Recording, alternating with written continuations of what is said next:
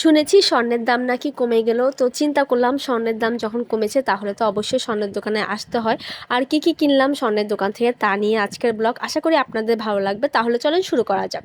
আসসালামু আলাইকুম, I am Sara from Sara's blog. চলে আসলাম নতুন আরেকটা ব্লগ নিয়ে। আমরা সন্ধ্যার পর মা মেয়ে মিলে চলে এসেছি স্বর্ণের দোকানে, মানে আমরা দোনো বোন আর আম্মু সহ এসেছি স্বর্ণের দোকানে। আমি আর মূলত হলাম ব্রেসলেট দেখতে এসেছি, আর এখানে ব্রেসলেটের কালেকশনগুলো কেমন সেটাই দেখতে এসেছি।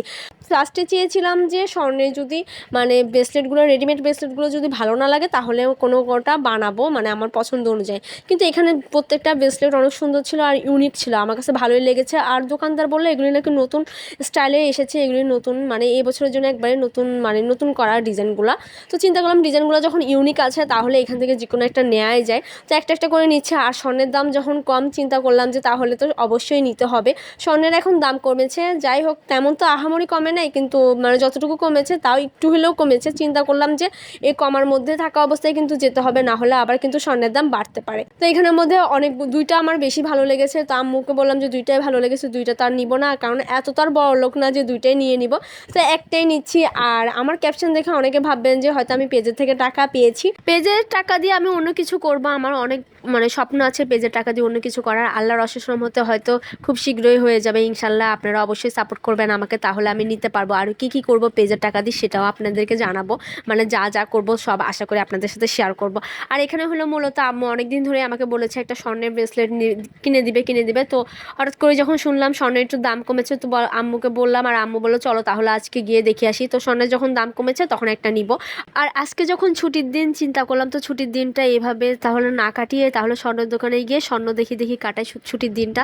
তো আমরা সন্ধ্যার পরে চলে এসেছি মানে মার্কেটে। তো মার্কেটে এসে আমরা হলাম স্বর্ণের দোকানে সবার আগে গেলাম, যাওয়ার পর এখন হলো আমাদের পরিচিত দোকান, এখান থেকে আম্মু অলওয়েজ স্বর্ণ বানায়। সে আমাদের জন্মের আগে থেকে আম্মু এখান থেকে স্বর্ণ মানে সবসময় কিনতো, করতো, যার কারণে।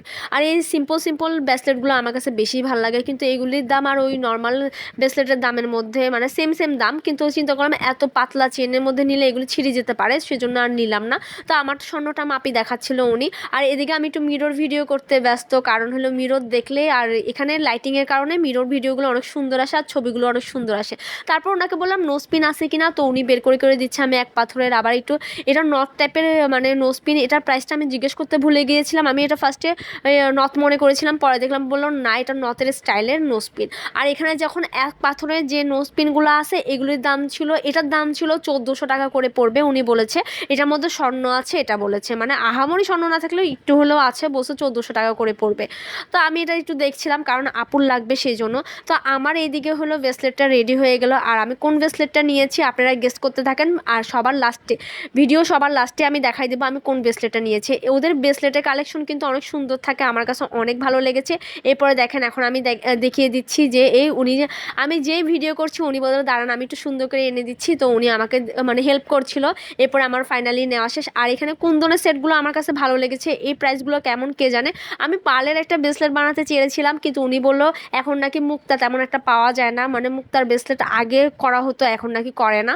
তো এটা শুনে মনটা অনেক খারাপ হয়ে গেল। তো আজকের এই স্বর্ণের মানে ব্রেসলেটটা কেনা ব্লগটা কেমন লেগেছে, ভালো লেগে থাকলে অবশ্যই লাইক কমেন্ট শেয়ার করে পাশে থাকবেন। আর আমি ব্রেসলেটটা কেমন নিয়েছি সেটা হলো আমি বাসায় এসে আপনাদেরকে সুন্দর করে খুলে দেখাচ্ছি। মোটামুটি স্বর্ণের দাম কমেছে, যারা কিনতে চান অবশ্যই এসে কিনতে পারেন। আজকের ব্লগ এই পর্যন্ত, ভালো থাকবেন সবাই, থ্যাঙ্কস ফর ওয়াচিং, আল্লাহ হাফেজ।